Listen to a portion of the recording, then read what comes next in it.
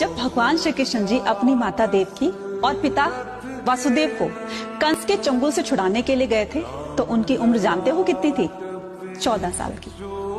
तो उनकी माता देवकी ने उनसे पूछा कि बेटा तुम तो भगवान हो, तो तुम जल्दी भी तो आ सकते थे हमें छुड़ाने के लिए। तो श्री कृष्ण जी ने हंसकर कहा कि माता मैं जल्दी कैसे आ जाता, क्योंकि आपने भी तो मुझे 14 साल का वनवास दिया था ना। माता बड़ी हैरान हो गई। उन्होंने कहा मैंने कब तुम्हें 14 साल का वनवास दिया? तब श्री कृष्ण जी ने कहा कि पिछले जन्म में मैं राम था और आप मेरी माता केकई थी। तो बड़ी हैरानी से पूछा तो फिर यशोदा जी कौन है? तो उन्होंने कहा माता यशोदा पिछले जन्म में मेरी माता कौशल्या थी, क्योंकि उन्होंने 14 साल तक अपने पुत्र का वियोग सहा था, इसलिए इस बार मैं 14 साल तक उनके साथ रहा और आपसे अलग रहा।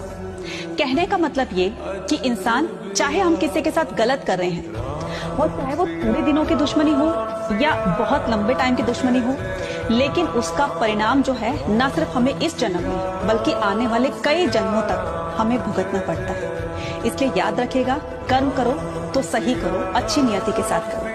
धन्यवाद।